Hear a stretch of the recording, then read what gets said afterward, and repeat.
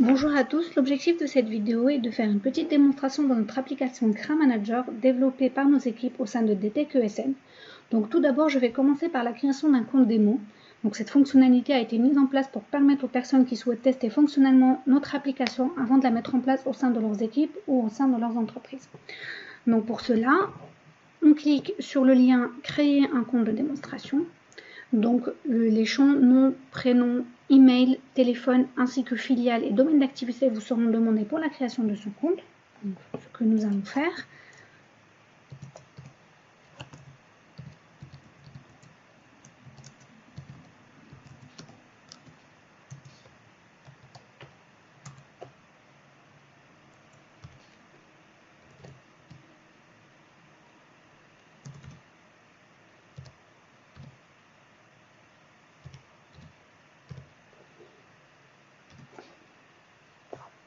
Donc, pour la filiale, nous allons mettre DTEC et pour le domaine d'activité, ça sera le métier de l'informatique.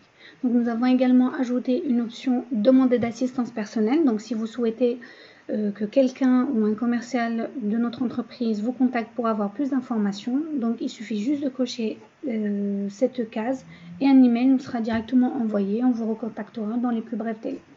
Donc pour créer, on met créer le compte. Donc une fois que le compte a été créé, nous allons recevoir un email. Donc cet email là dans lequel pour valider le compte, donc on repart à la page de connexion et un second email vous est envoyé avec les paramètres de connexion. Donc pour cela nous allons les copier-coller pour nous connecter à l'application.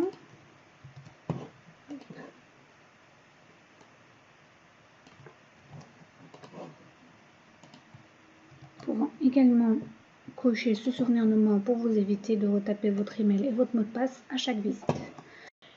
Une fois connecté sur l'application avec un compte administrateur, nous avons accès directement au panel de liste des collaborateurs. Donc c'est un panel qui offre plusieurs fonctionnalités.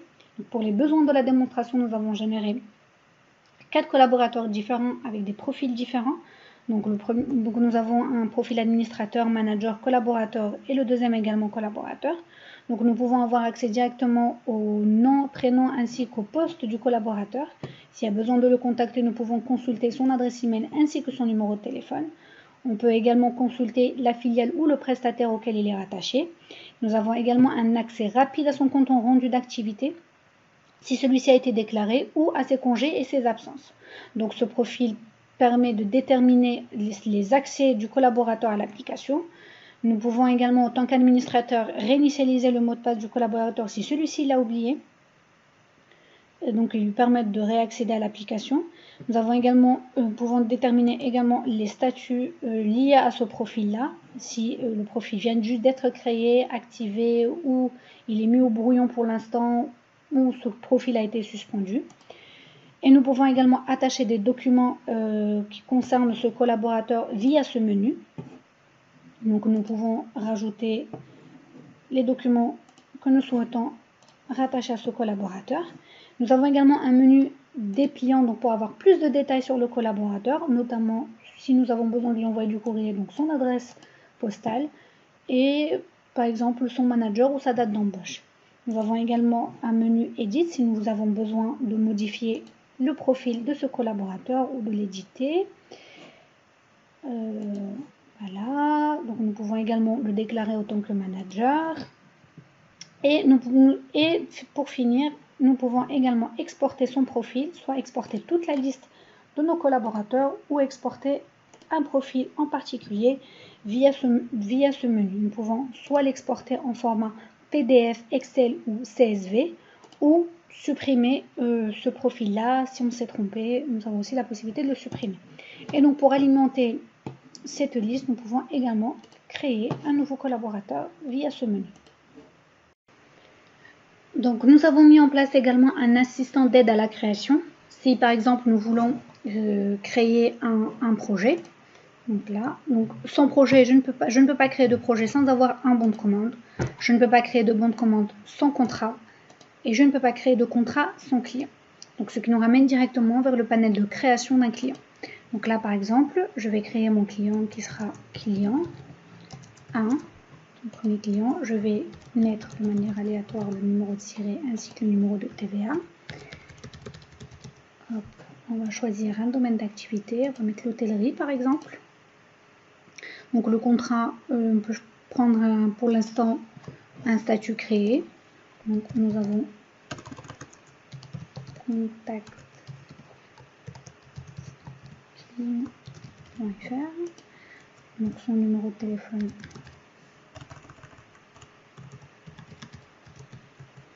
Voilà, donc je suppose qu'il est...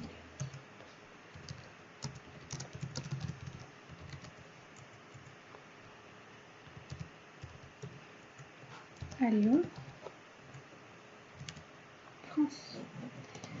Voilà, donc si nous souhaitons lui affecter également, si par exemple son siège social n'est pas le même que celui de l'adresse de facturation, donc nous pouvons également rajouter une adresse de facturation. Par exemple, je peux mettre 20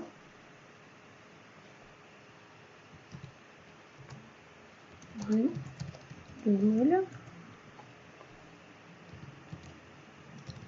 007 à Lyon également.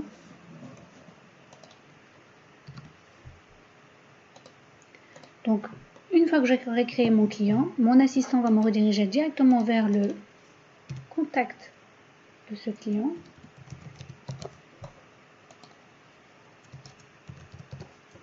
Exemple, compte est actif.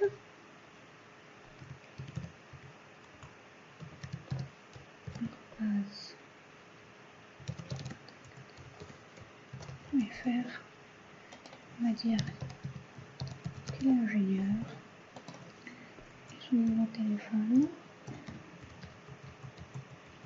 Voilà. Nous avons aussi l'option de préférence de contact si le client souhaite être contacté uniquement par mail, par téléphone ou par email et téléphone, ou ne souhaite pas du tout être contacté. Et donc en fait ce module, enfin ces options, nous les avons rajoutées dans le cadre d'une éventuelle prospection de ce client plus tard. Voilà, donc une fois que nous avons créé notre client, on nous demande de créer notre contrat. Donc on va mettre contrat client. Donc le type de contrat, on va mettre prestation de service. Donc CDTech dans le manager et Cynthia Depogui. Donc on sélectionne notre client et le contact de notre client.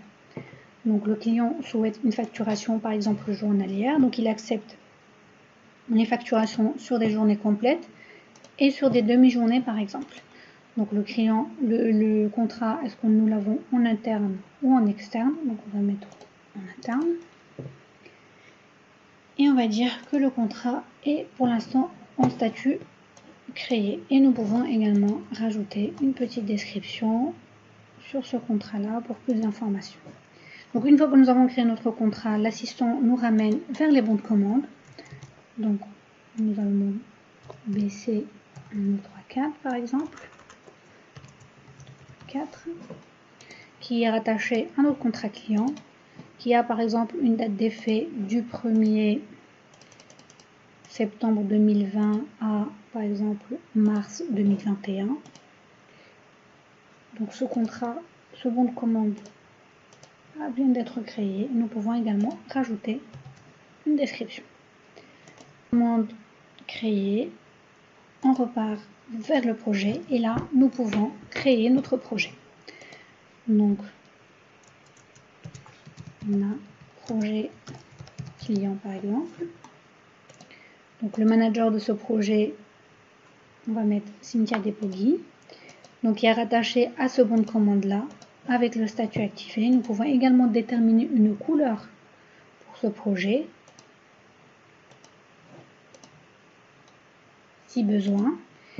Et nous allons dire que ce projet va débuter dès le 1er septembre et va éventuellement se terminer à la fin de notre contrat. Donc là, comme nous n'avons pas de tâches disponibles, nous pouvons également via ce menu ajouter des tâches nouveau. Par exemple, c'est des tâches gestion de projet par exemple.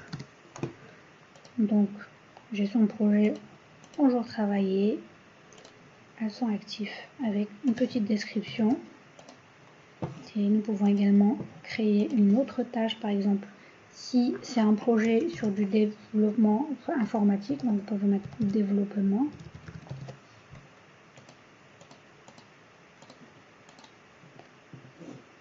Donc une fois que nous avons créé ces deux tâches, on revient dans notre projet à la création. Donc même si nous n'avons pas fini la création de notre projet, donc nous avons mis en place un système qui garde en mémoire les informations que nous venons de saisir. Donc là, toutes les informations que j'ai saisies tout à l'heure restent dans notre formulaire. Et maintenant, j'ai accès aux tâches que je viens de créer. Donc je rattache cette tâche-là, ce projet-là et cette tâche-là également. Je fais valider.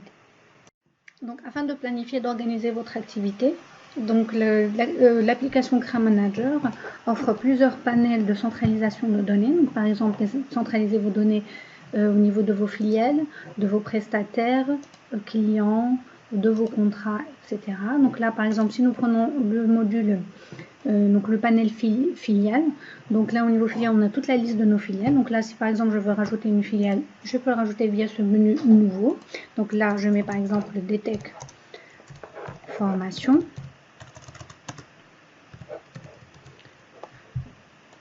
Donc qui forme au métier de l'informatique. On va dire que le gestionnaire donc DTEC formation, c'est Cynthia Depogui, le manager.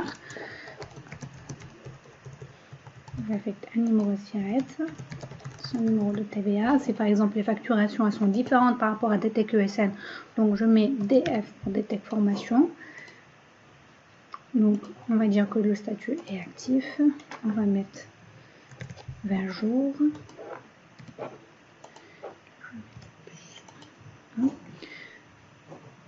Donc on peut également rajouter des logos d'entreprise. Donc là par exemple, si je souhaite rajouter le logo de DTEC formation, hop, là je le rajoute.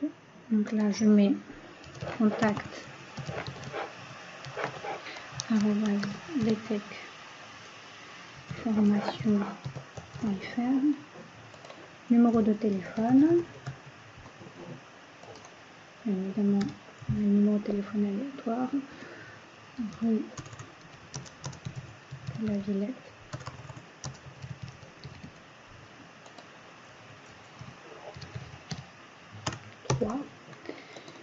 Lyon,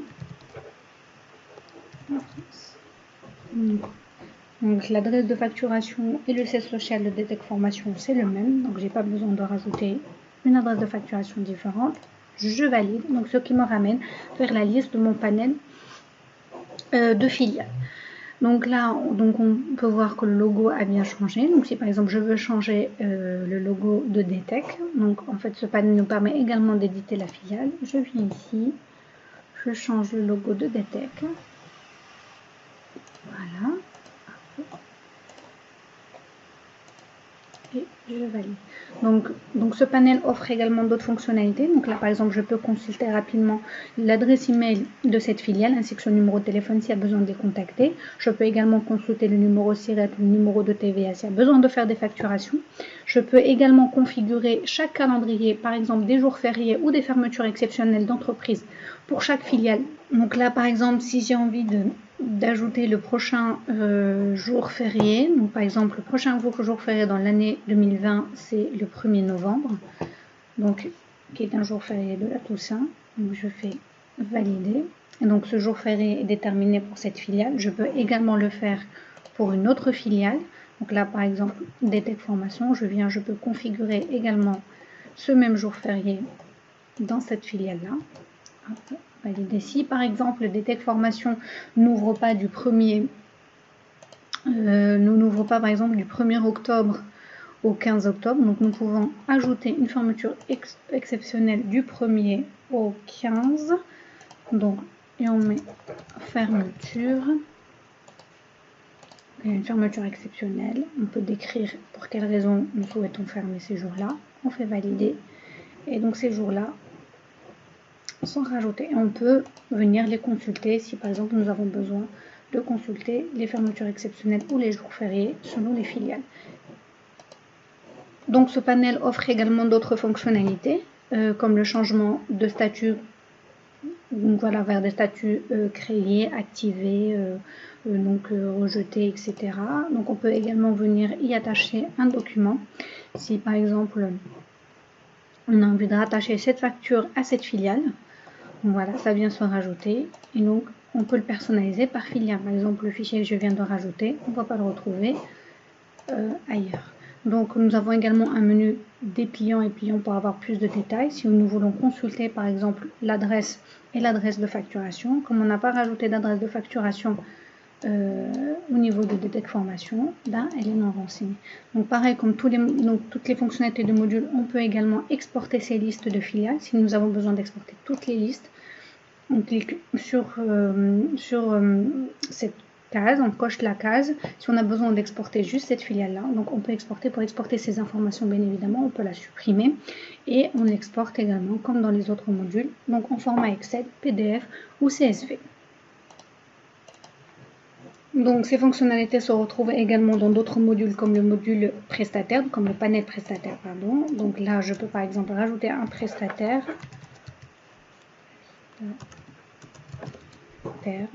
Donc on peut lui affecter un numéro de SIRET, un numéro de TVA. Par exemple, prestataire dans l'échange social, mais activé. Donc contact @prestataire.fr.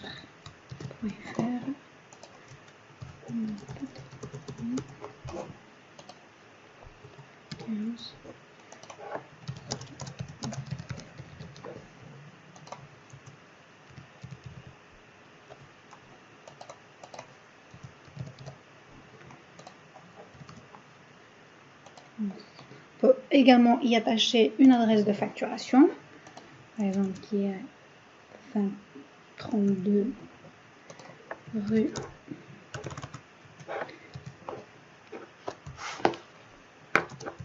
Parga Lumière, par exemple, 31 000 Toulouse, et je valide. Donc on a une liste, donc elle offre les mêmes fonctionnalités que pour filiale.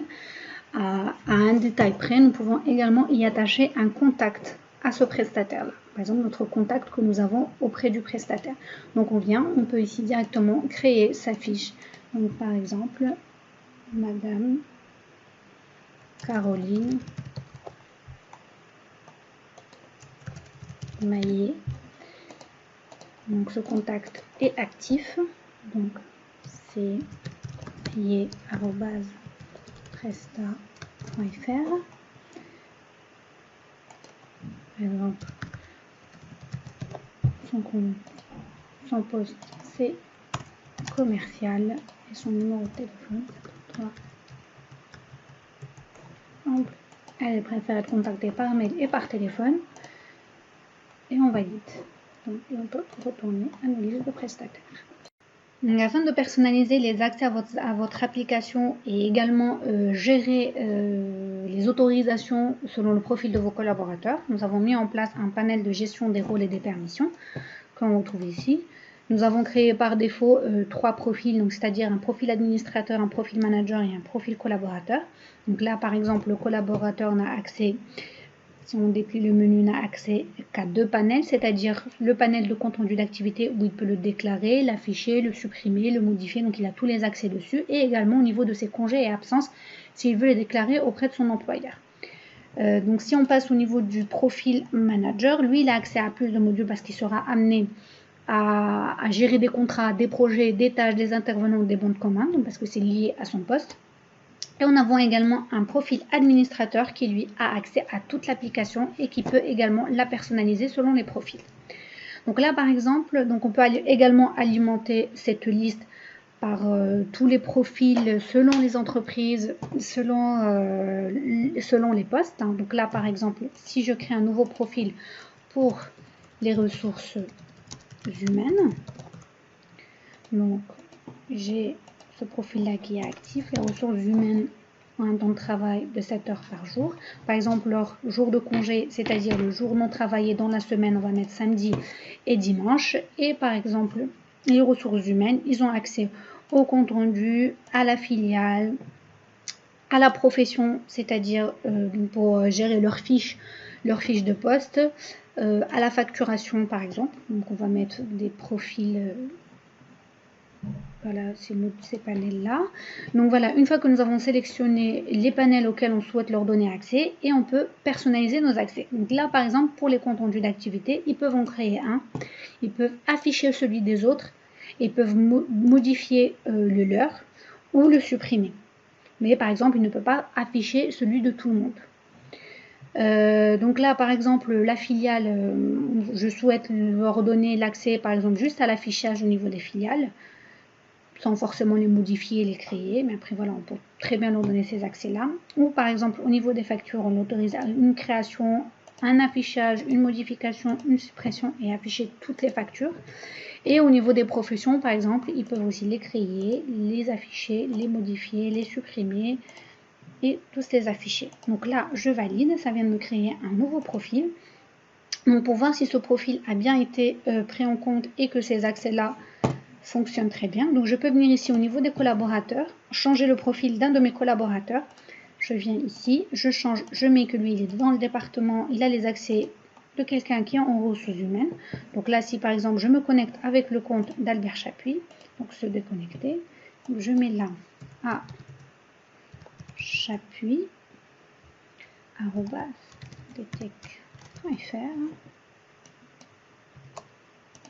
Je me connecte.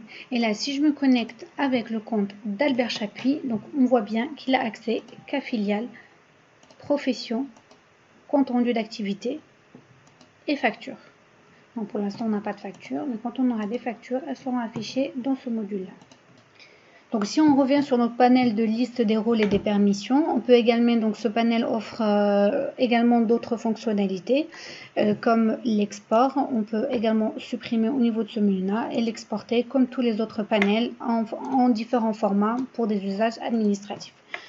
Donc nous avons également pour la gestion par exemple de tous les profils et professions qui sont au sein de notre entreprise, nous avons également un panel de gestion de profession. Donc comme vu au niveau de nos listes collaborateurs, on avait déjà un administrateur réseau, un chef de projet ou par exemple un développeur. On peut également alimenter cette liste via ce menu nouveau. Donc là par exemple je peux rajouter directeur RH par exemple, c'est sa fiche de poste. Donc, il y a un statut actif. Je peux mettre minimum 2000 €, maximum 3000, donc selon les profils. Je valide. Donc, une fois la liste de nos fiches de poste établie, nous pouvons affecter ces postes-là à nos collaborateurs via le panel collaborateurs. Donc, par exemple, je viens ici. Donc, Albert Chapuis a changé de poste. Il n'est plus développeur. Il est devenu directeur des ressources humaines. Donc, je peux venir ici, lui changer sa direction et je peux même le déclarer autant que manager. Je fais valider et là, son poste a été modifié. Donc, l'application CRA Manager offre aussi la possibilité de faire un suivi des comptes rendus d'activité de tous nos collaborateurs. Donc, par exemple, là, je suis connectée avec le compte de Nathan Chenard. Si je souhaite déclarer mon activité du mois, je peux venir sur le menu de gauche, cliquer sur compte rendu d'activité et déclarer via ce panel. Donc là, pour l'instant, je ne suis intervenant sur aucun projet, donc je ne peux pas déclarer un compte rendu d'activité. Mais pour y remédier, mon manager doit me déclarer intervenant sur au moins un des projets. Donc là, par exemple, si je viens au niveau du panel projet, je prends le projet client. Je rajoute Nathan Chenard, autant Nathan Chenard comme intervenant. Donc là, j'ai la liste de tous mes collaborateurs qui sont dans l'entreprise. Donc, je viens Nathan Chenard. Par exemple, je détermine sa tarification. Elle sera une tarification horaire. Donc, son taux horaire, par exemple, on peut le déterminer à 20 €. Et donc, il est actif sur ce projet. Et je lui définis une tâche par défaut. Donc à ce stade-là, comme Nathan Chenard n'est intervenant que sur un seul projet et une tâche par défaut, et il n'a qu'une tâche par défaut, et bien, quand je viens pour déclarer mon compte rendu d'activité, et bien, mon compte rendu d'activité est autogénéré mais non sauvegardé, bien évidemment en laissant toutes les options et les ouvertures pour que Nathan Chenard puisse personnaliser si jamais il a eu des notes de frais pendant ce jour-là, ou s'il a dépassé ses horaires, il a fait des heures supplémentaires, il peut les rajouter également. Donc on offre également cette possibilité de personnaliser son compte rendu d'activité. Mais pour faciliter la déclaration, donc si la personne n'est intervenante que sur un seul projet, elle a une tâche par défaut, et ben le compte rendu est auto-généré et au concerné de valider ou de modifier ce compte rendu. Donc je peux également ajouter un commentaire sur un jour particulier, par exemple heure supplémentaire. Par exemple, j'ai fait une heure supplémentaire au niveau de ce jour-là. Donc j'ai le choix de sauvegarder ou de directement de soumettre mon compte rendu d'activité. Par exemple, là, je vais le sauvegarder. Et je peux également, finalement, le compte rendu qui a été généré n'est pas bon. Je peux également le supprimer et ajouter une nouvelle activité sur ce projet-là. Si par exemple du 1er au 15, on va dire au 20, j'ai fait du développement, mais par contre j'ai eu un petit souci, je n'ai fait que 4 heures alors que je suis censée travailler 8 heures par jour. Et ben, je peux déclarer que c'est ce jour-là que j'ai fait que 4 heures de développement. Je peux également le sauvegarder. Donc là, donc à contrario, si par exemple j'interviens sur 2 projets différents, donc là je peux enlever ce compte rendu. Donc je peux venir ici au niveau de projet et ajouter Nathan Chenard sur un deuxième projet. Donc par exemple ce projet là il est en taux horaire également et donc il est payé par exemple 15 € de l'heure. Donc statut également actif, il fait de la gestion de projet et il va intervenir 120 jours sur ce projet. Je vais valider. Donc comme Nathan Chenard est intervenant sur 2 projets, ben, le compte rendu d'activité n'est pas auto-généré parce qu'on ne connaît pas combien d'heures il a passé sur chaque projet, mais via ce menu ajouter, il peut par exemple sélectionner son projet, ajouter les horaires, par exemple du 1er au 20, rajouter, il a fait 8 heures de développement par exemple ici, et du 21 au 30, du 21 au 30, sur le projet 2, pardon, donc du 21 au 30, il a fait de la gestion de projet et il a fait 8 heures sur cette partie-là. Et là également, il peut soumettre, il peut sauvegarder ou soumettre. Il peut également personnaliser son compte rendu d'activité par jour via ce menu au niveau des cellules. Donc là, par exemple, dans ce projet-là, il a fait par exemple 2 heures de gestion de projet. Donc ça s'ajoute et ça fait le calcul. Donc là, par exemple, il a fait 1 heure. Donc il peut personnaliser toutes les cellules comme il le souhaite. Donc voilà, le compte rendu d'activité prend automatiquement les jours où il ne travaille pas. Si par exemple, ici, donc je sauvegarde, et je viens changer au niveau de son profil. Aussi, je fais modifier. Finalement, l'administrateur ne travaille pas le dimanche également. Donc samedi, dimanche. Si je reviens au niveau de mon compte rendu d'activité, et bien ces jours-là, elles sont grisées. Il ne peut pas déclarer sur ces jours-là. Si par exemple, l'entreprise a aussi déclaré des jours de fermeture, par exemple, ici, si j'arrive au niveau du calendrier, et on avait dit du 21 au 22, l'entreprise était fermée, validée. Ces jours-là sont également pris en compte dans le compte rendu d'activité à cet endroit-là. Et de même pour les jours fériés. Si par exemple, aléatoirement, je choisis un jour férié au niveau du calendrier entreprise, donc par exemple ici, c'est férié. Donc, il ne peut pas déclarer les jours fériés et les jours de fermeture ainsi que les jours où il ne travaille pas. Donc là, par exemple, s'il estime que son compte rendu a été rempli, il peut le soumettre à son manager. Donc le manager peut également consulter le compte rendu d'activité de ses collaborateurs.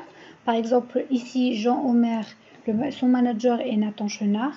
Donc par exemple là, si je veux accéder au compte rendu de Jean Omer, je peux cliquer sur ce lien et j'ai sa déclaration pour le mois de septembre. Donc comme il n'a rien déclaré au mois d'août, il est vide et donc j'ai sa déclaration du mois de septembre. Donc ça a bien pris en compte les jours où il ne travaille pas, le jour férié et les fermetures entreprises. Donc une fois que les déclarations de compte rendu d'activités sont faites, nous pouvons générer, donc CRA Manager offre aussi la possibilité d'auto-générer les factures selon les déclarations des collaborateurs. Donc une fois que ces comptes rendus sont validés sur ces projets par le client, donc nous pouvons générer des facturations automatiques. Par exemple là pour la filiale DTEC, je peux choisir mon client 1. Donc la facturation se fera du 1er septembre au 30 septembre. Donc là en choisissant le contrat et sur quelle bonne commande. Donc là par exemple nous avons Jean Omer et Nathan Chenard qui est intervenu sur ce projet là.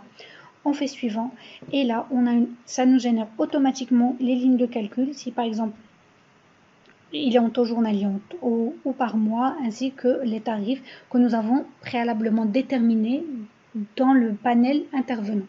Donc là on met le statut accepté, on met une date limite de paiement qu'on va mettre à 30 jours après le premier mois de mission, c'est-à-dire le 31 octobre.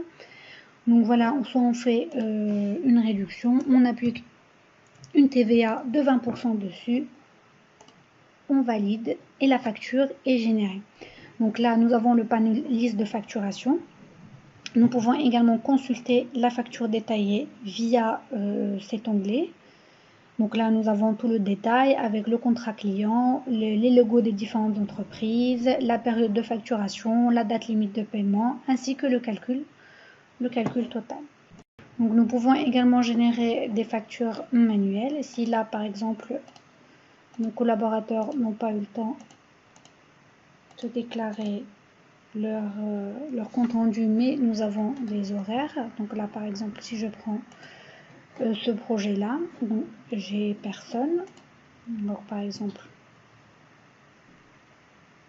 je prends brouillon, je peux la pré-générer.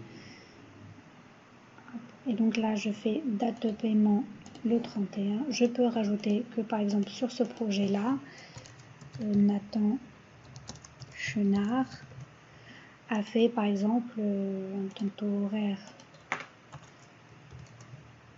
de 20 heures, de 20 €. Il a fait 5 heures sur, donc je peux la pré-remplir en attendant. Et là, on peut la mettre en brouillon en attendant que le collaborateur déclare ses horaires normales.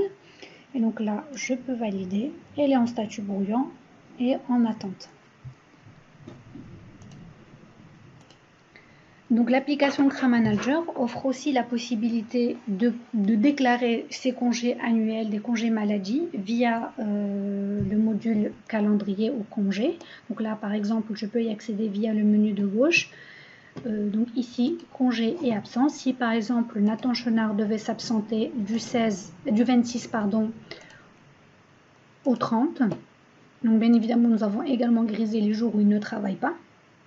Donc, par exemple le samedi et le dimanche, donc du 1er au 30, donc il est absent toute la journée pour congé annuel par exemple. Et donc là, donc, vacances.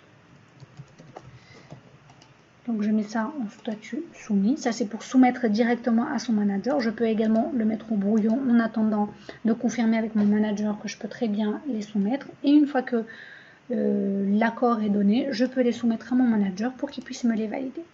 Et là, je soumets. Donc, une fois ces congés validés, donc Nathan Chenard peut venir consulter ses congés qu'il a demandé au préalable auprès de son manager. Et là, on peut les retrouver directement dans son calendrier où ils sont validés. L'application CRA Manager permet également de personnaliser ses statuts, de les adapter à son activité. Donc là, par exemple, nous sommes sur le panel configuration des statuts. Nous pouvons éditer déjà les statuts préexistants que nous avons générés par défaut. Donc là, par exemple, je peux modifier le label en mettant par exemple en cours. Et ici, je peux également modifier la couleur. exemple, je fais OK.